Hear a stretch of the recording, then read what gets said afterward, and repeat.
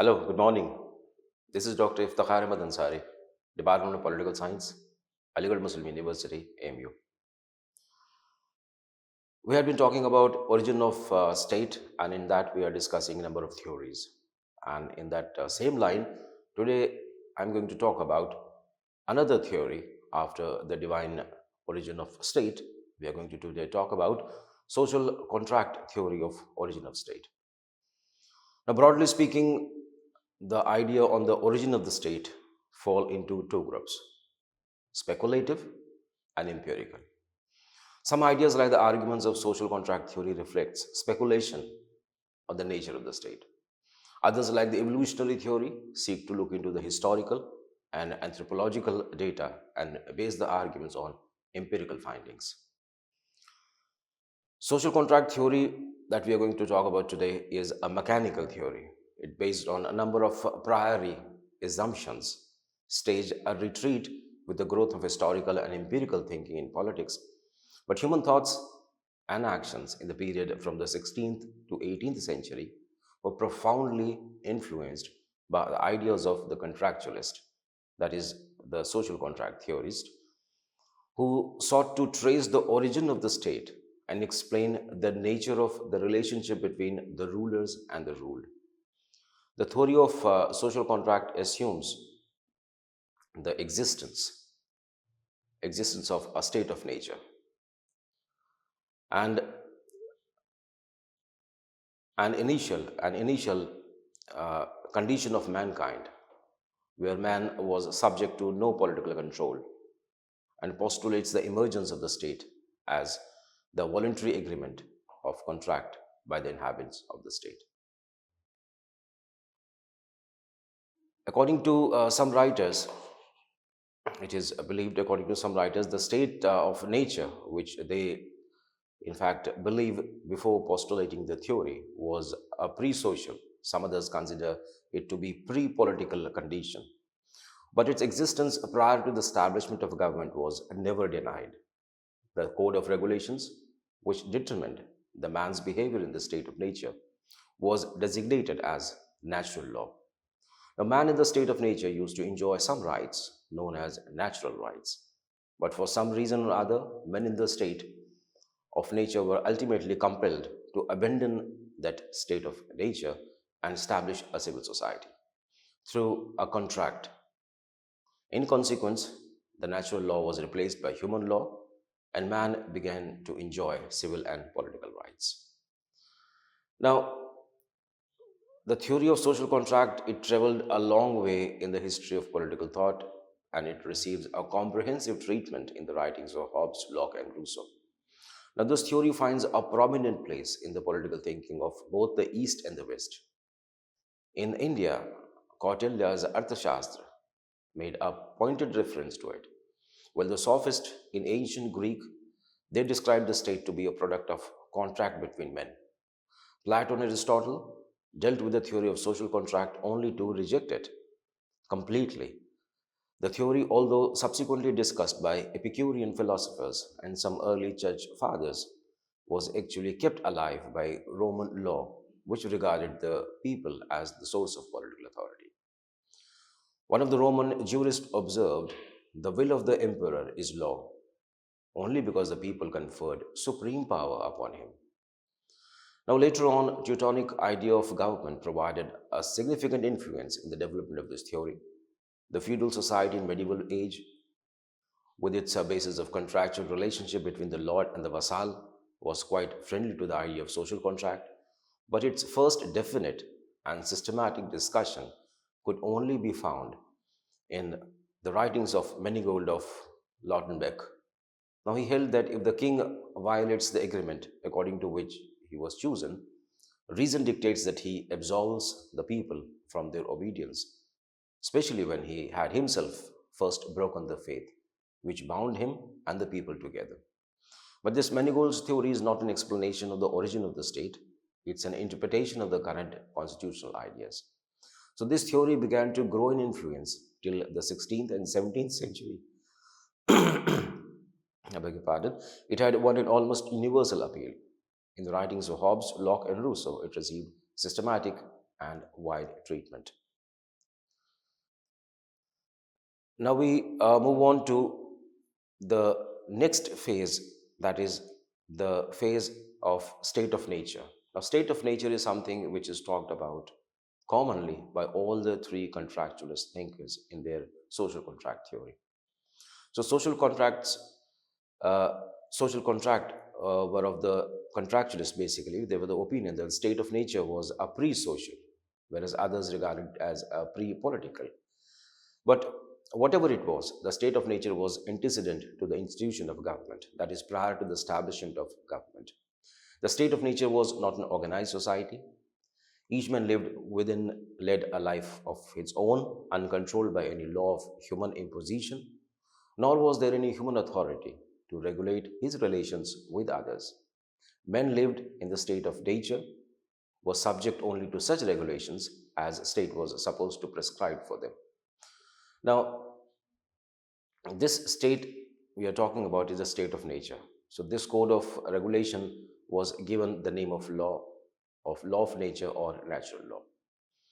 Now, no two thinkers in social contract theory are at the same on agreement with one condition that prevailed in the state of nature. Some described it as a state of ideal innocence and bliss. Others gave a gloomy and dismal picture and characterized it as a state of wild savagery where might was right. Now, some others consider it as a state of insecurity, though not of savagery, accompanied by some tangible inconveniences. But whatever it was, all thinkers were agreed that those who lived in the state of nature were ultimately compelled by one reason or the other to abandon that state and substitute the state of nature by a civil society or a body of politics where each man led a life of union with his other fellow men. The law of nature, which regulated the conduct of individuals who lived in the state of nature, was replaced by man made law. Thus, the emergence of civil society, and it was the result of the mutual consent of contract, man taking upon himself the duty of observing and obeying all those laws which assured the safety and protection of all members of the newly organized community or body politics. Now, these laws were prescribed by the mutually agreed authority. Human law was substituted by natural law in return for natural rights, and every man found himself clothed with social rights. Now, these rights were maintained and guaranteed by mutually established authority. Now, all this process of development was the result of a contract or a bargain dictated by individuals' own interest. It was an exchange of obligation in return for privileges. And what were the terms of the contract? Who were the parties to the contract? And what was the extent of the power of the authority mutually appointed to enforce the law of the body politic? These were sharp differences among the contractors themselves, and each thinker had sought to establish a different conclusion and vindicate different principles. All advocates of the theory of social contract were, however, unanimous on the essential idea that the state was a deliberate human creation, a result of consent or contract. Now, there were three essential elements in the theory of social contract.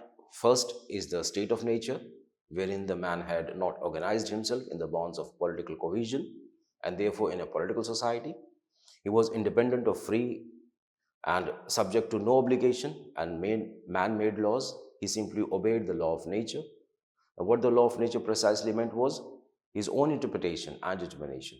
Now, such a condition in the state of nature created condition of uncertainty for all, as none felt secure both in his person and property.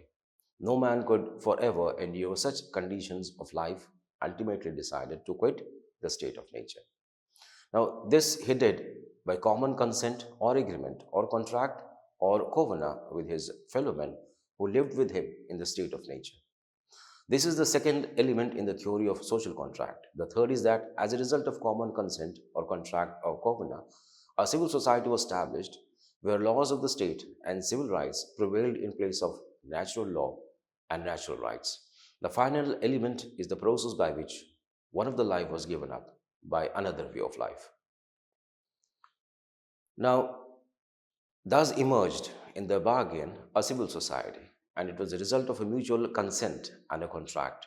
Man taking upon himself the duty of observing and obeying all those laws which assured the safety and protection of all other members of newly organized community or body politic. Now, this had a history. The history, as we talked about, starting from ancient and Kautilya and coming to the shores of the European, especially England. So, here in the 16th and 17th century, the supporters of the social contract multiplied, and there was more or less universal acceptance of this doctrine. Now, Hooker was the first scientific writer who gave a logical exposition of the theory of the social contract, though he used it to defend the established church against the attack of its enemies. The theory also received impetus from the writings of Hugo Grotius, the Dutch jurist, but it found real support at the hands of Hobbes, Locke, and Rousseau. Now, today's discussion focuses on these one of these three thinkers, that is Thomas Hobbes. Now, Thomas Hobbes, who lived from 1588 to 1679 in England, at the time he was uh, living at a time which was a turbulent time, and it was a time where the monarchy and parliamentarians were having a conflict of sorts for dominance. So, Thomas Hobbes, sometimes a tutor to Charles II of England, published his book, The Leviathan, in 1651. Now, in this book, he gave a striking exposition of the theory of social contract.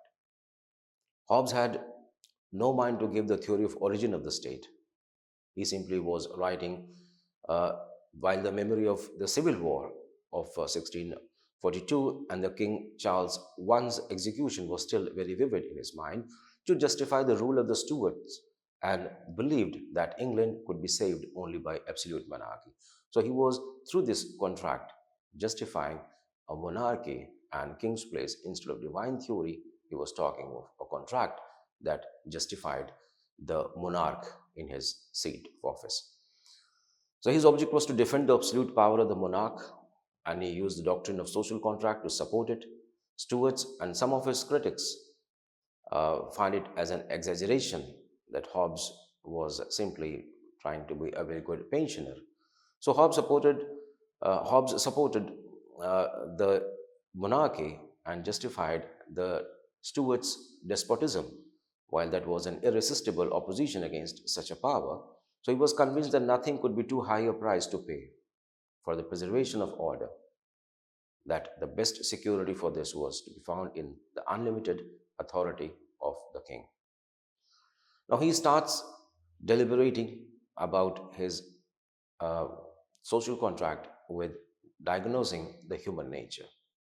So he was the first philosopher to explain concretely the nature of emerging bourgeois man possessing individual. According to him, man is self-centered, egoistic, alienated individual. His view of human nature was based on the philosophy of hedonism, according to which each individual wants pleasure and avoids pain. Now, because of this, an individual became a selfish, egoistic, quarrelsome, competitive, and alienated being. He is also fearful and rational. So everyone wants, excuse me, every man wants unlimited power. Now, because of this, there was conflicts among individuals, and the main cause of the conflict was competition, diffidence, and glory. So all men are equal according to him, as nature has made men so equate in the faculties of body and mind that no one can claim to himself any benefit to which another may not pretend. So all almost had similar qualities and similar faculties.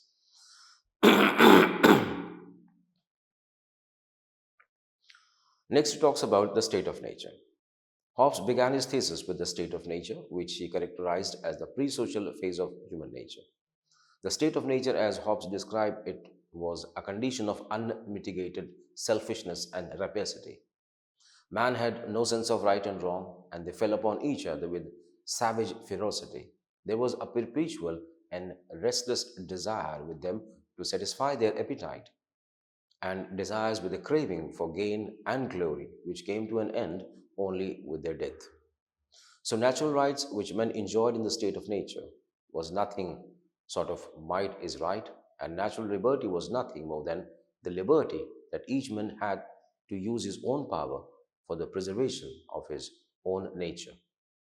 They did not know piety and compassion, and if ever anyone did a good act, it was the result of his love for power and delight in the exercise of it. So, from this analysis of the state of nature, Hobbes concluded that man was not at all social. Indeed, he found nothing but grief in the company of his fellows, all being almost equally selfish, self seeking, cunning, egoistic, brutal, covetous, and aggressive. The state of nature was thus a condition of perpetual war, where every man is enemy to every man, and where the rule of life was only that to be every man's that he can get and for so long as he can keep. So, when men in the state of nature were like hungry wolves, each ready to devour the other, their lives were solitary, poor, nasty, brutish, and short. Now, these conditions were really intolerable and could not be left to continue indefinitely. Men yearned for peace and security of life and prosperity, and in a bid to escape from the misery and horrors of their natural condition, they covenanted among themselves to form a civil society or commonwealth, which would give to each individual person security of life and property. They accordingly agreed to surrender their natural rights into the hands of common superior to obey his commands. The covenant was of each with all and all with each. Each man said to every man, I authorize and give up my right of governing myself to this man or to this assembly of men on this condition that thou give up the right to him and authorize all his actions in the like manner. Now, this is the generation of that great Leviathan, or rather to speak more relevantly, that of moral, that is mortal God, to which we owe an undue, which we owe a due respect and peace, which was to provide us peace and defense. Now, in this way, individuals surrender their natural rights to some particular man or assembly of men. The person or assembly of person to whom they surrendered their natural rights became sovereign, and the contracting individuals who agreed to submit to the authority of the sovereignty became his subjects. The sovereign was thus born, was not a party to the contract. Others had made a contract to obey him. He had made no contract to obey them. Consequently, the sovereign did not subject himself to condition. Now, Hobbes maintained that only a contract binding each and all to unquestioning obedience to a sovereign could really establish a stable commonwealth. Any introduction of condition, now in this opinion, was likely to create uncertainty and indefiniteness, leading again to dispute incapable of a decisive settlement, and so back to anarchy. The sovereign thus profited from the contract without being a party to it. For the future, however, arbitrary that rule might be, the people retained no ultimate right to rise against the sovereign authority. The authority of the sovereign was final and irrevocable.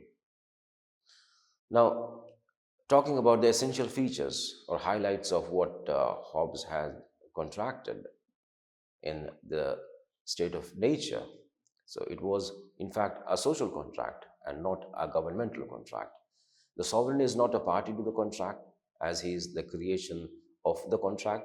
So, as Professor Dunning puts it, a superior or sovereign exists only by virtue of the pact, not prior to it. So, individuals living in the state of nature, all equal, agreed with one another to give up their natural rights of doing anything that pleased them, to oppose anything that they could take, and hold to a common authority, and this common authority became, by that fact, their superior. So, as the sovereign is not a party to the contract, he did not subject himself to any conditions. Now, his authority is absolute and unlimited. All his subjects must obey him, otherwise, there would be a conflict, war, and return to the wretchedness of the state of nature. So, the only way, Hobbes said, to erect such a common power is to confer all their power and strength upon one man or upon one assembly of men. that, that may reduce all the wills by plural voices unto one will. So the contract becomes irrevocably binding on the whole community as a perpetual social bond. For the individuals keep no right to themselves except the right to self preservation. If the sovereign lost his power and conquered by another, or he submits to his authority, the subjects become the subject of the conqueror. So Hobbes denied to the people the right to revolt against the authority of the sovereign. There can happen no breach to the contract even if his authority becomes arbitrary and despotic. In fact, the sovereign can never be wrong and his actions cannot be unjust. He cannot be justly accused by the subjects, and whatsoever the sovereign doeth is unpunishable by the subjects. So law is command of the sovereign, and he is the sole source of all laws. So civil law is to every subject those laws which the Commonwealth hath commanded him by word, writing, or other sufficient sign of the will, to make use for the distinction of right or wrong. So laws of sovereign can never be unjust or immoral, for the law is all the right reason we have and is the infallible rule of moral goodness. So liberty here is the gift of sovereign in whom the will of the whole community is unified, and sovereign has the whole power of prescribing the rules whereby every man may know what goods he may enjoy and what actions he may do without being molested by any of his fellow subjects. So there is, as a result of a social contract, sovereign power that emerged, that is the state, comes into being. And this sovereign has unconditional and unlimited power because he is not a party to the social contract. He is merely a beneficiary of the contract. State becomes unlimited, absolute. State, again, which individuals have no rights. Thus, Hobbes, who is an individualist to begin with, becomes an absolutist as soon as the contract is entered into. But Hobbes believes that without an unlimited sovereign power, law and order, peace and security cannot be there in society. And without these individuals, uh, even individuals cannot survive. So he supported an absolute sovereign so as only way out of the security of the possessive individual and his possessions. As the contract is ever binding and irrevocable, individuals cannot disobey the sovereign in any case. So the main features of Hobbesian state or sovereign that he has created are sovereign power may be vested in an individual or assembly of men. Hobbesian contract thus justifies all forms of state, whether monarchic, aristocratic, or democratic. As the sovereign is no party to the contract and is merely its beneficiary, it has unconditional or unlimited power. As the social contract is irrevocable, individuals cannot revolt or resist the authority of the state except in self defense. There can be no constitutional check on the sovereign, or there can be any check on people's will on the sovereign, as people's will and general will does not exist in the Hobbesian state. So law is the command of the sovereign, who is the originator as well as interpreter of all laws. There can be no restrictions, even either of natural law or moral or constitutional law, on the lawmaking power of the sovereign. So further on, the sovereign which is created by Hobbes is indivisible, as once it is divided, it is destroyed. It is inalienable. Also, the sovereign cannot part with it. The sovereign is a self-perpetuating sovereign. The sovereign has a right to allow and disallow freedom of the individuals, like freedom of speech. Thus, rights and liberties of individuals are dependent on the will of the sovereign. And the duty of the sovereign will be to protect his people, both internally and externally, by maintaining law and order and discipline. Peace and preservation are the basis of creation of the state. The sovereign is the sole source of all authority and is the fountainhead of honor. Thus, Hobbes created an absolute sovereign or the state. For him, only two possibilities could be there, either anarchy or absolute sovereignty. He preferred an absolute sovereignty to anarchy, as in anarchy, everyone is an absolute sovereign with the power to take others' lives. But in an absolute state, there is only one absolute sovereign, and one absolutism is better than many absolutism. So, in short, the liberty of the subjects can properly be thought of only in relation to the laws of the Commonwealth. Liberty, according to Hobbes, consisted in now when the state has been created. So, whatever the sovereign has not forbidden, that can be taken as a liberty to do, and what could not be by nature of the original pact be given up. That is a right of self preservation, which cannot be surrendered. So, without injustice, therefore, the individuals may, in disobedience to the sovereign's command, refuse to kill himself, resist assault, refuse to accuse himself of an offense that would jeopardize his life, and with certain qualifications, refuse to serve in the army. So, the liberty of the subjects thus consisted in what the sovereign permitted, and secondly, the right of self preservation, which is retained by the people. Now, summing up, this is how Hobbes gave to his sovereign absolute, inalienable, indivisible, unlimited authority. Hobbes's sovereign, so defined, need not necessarily be one man. Sovereignty may be located in an individual man and his successors, that is, in monarchy, or a group of men, that is, aristocracy, democracy, according to size of the group. But his preference for monarchy is an admitted fact. In his opinion, it is not a legitimate form of government, but it is the best form. As a man, the king will be selfish like all men, but the self indulgence of one is cheaper, he claimed, than the self indulgence of many. So, in a monarchy, the private interest was the same with the public. A king cannot be rich, glorious, or secure if his people are poor, contemptible, or weak. And since he had got at the top, all his ambitions lay in strengthening the state, whereas members of a democratic or aristocratic assemblies are liable to be swayed by the ambition to intrigue against the state in the hope of seizing power. Now, their designs are a source of greater danger to the community. So, Hobbes's conclusion was that other governments were compacted by the artifice of men out of the ashes of monarchy after it had been ruined by seditions. So, evaluating the social contract theory of origin of the state propounded by Thomas Hobbes, we find that Hobbes was the first Englishman to present a logical system of political philosophy. So skillfully did he blend the current political thoughts in his system of political administration and adapt it to his ends that he at once came into the front rank of political thinkers, and his theory became, from the moment of its appearance, at the center of animated controversy and enormous influence throughout the Western Europe.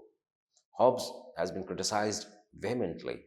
His ideas of what constituted a scientific method were those of his time and are now long out of date. Yet his philosophy illustrates Bacon's saying that truth emerges more easily from error than from confusion.